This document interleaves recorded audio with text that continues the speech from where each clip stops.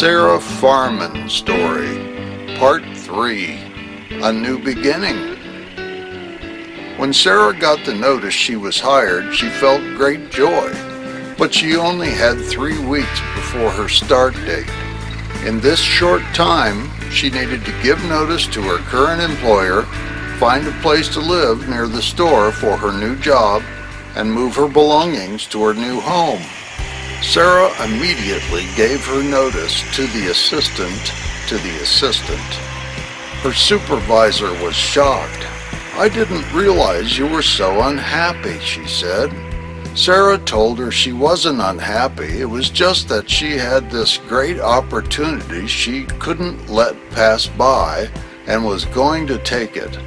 Her old employer understood, but would be sad to see her go, as Sarah had been a good worker. Now, a new home. Since she had been living with 2 flatmates, she didn't have that much stuff to move. She did feel a little sad about leaving her friends and leaving Howe Street. Sad feelings didn't consume that much thought though, because she was very excited about the new prospects in Shell Hill.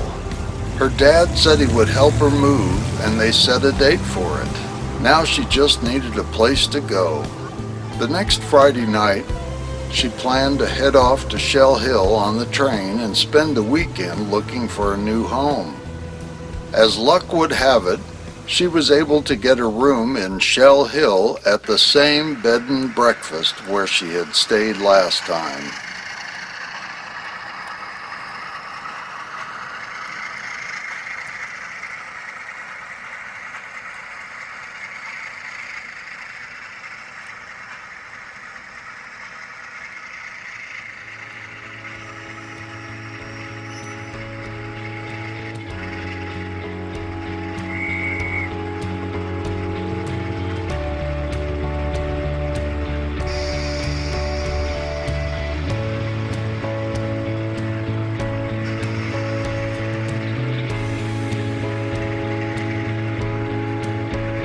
On the train, she thought about Jeff a little.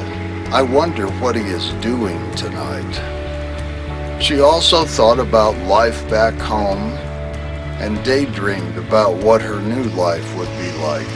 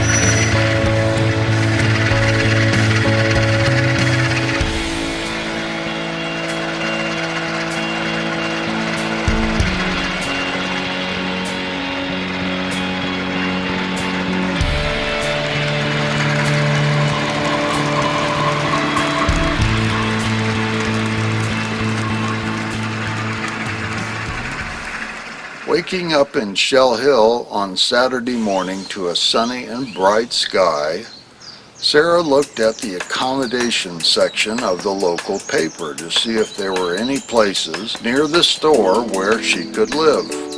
There was one, to let, small 1-bedroom. She was thinking affordable as she jotted down the phone number. She waited until after 8 before calling. I hope it is not too early, she thought. A man answered. He said, yes, the place was available. Could she look at it today? Yes, I will be there at 10, she said, if that would be all right. At 10, she rang the bell for property manager. A buzzer went off, and she jumped. A voice out of nowhere said, "Come up to apartment 7. Once inside, she looked over the space. It was perfect, newly remodeled and very cute. It was made for her and she could afford it. She decided to rent it and paid for 2 months up front there and then. Back at Howe Street, with the rain coming down in buckets, her dad brought the Land Rover at the appointed time. They loaded her belongings and headed out towards Shell Hill.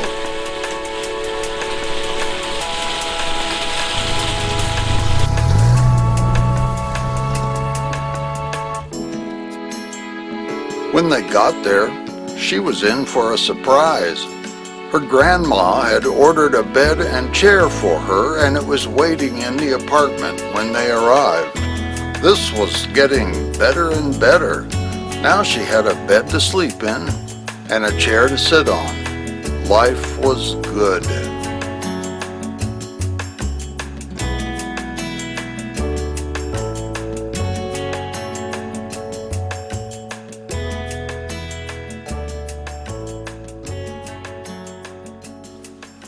She started to work on the Monday. It was confusing at first, but everyone was very helpful, and after being there a short time, she was working with the inventory system and felt like she had done this her whole life. Understanding the bookkeeping and inventory level was a bigger challenge and would take a few years' experience. But she was like a sponge and absorbed everything quickly. Life settled in. She had a little breakfast in her room each morning. Then she walked to work and worked till 1.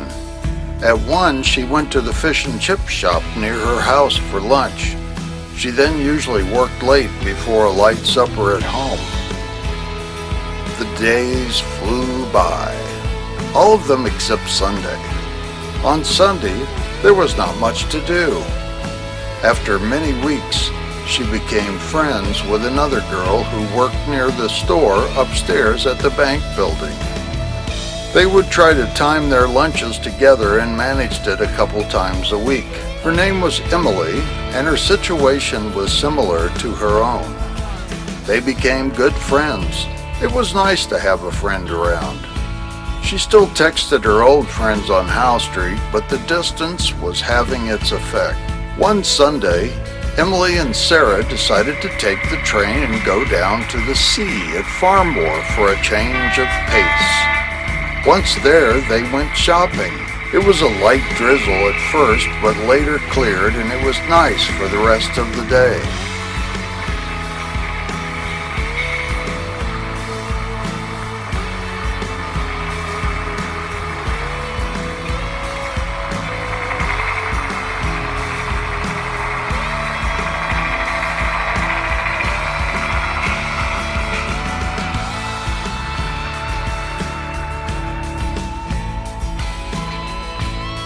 There was a woolen mill store and a few others. There was also a Mary's Children's Clothing Shop where Sarah bought some baby clothes for her friend back on Howe Street that was expecting. They had a fun day. Emily needed to get back to Shell Hill, so she took an earlier train.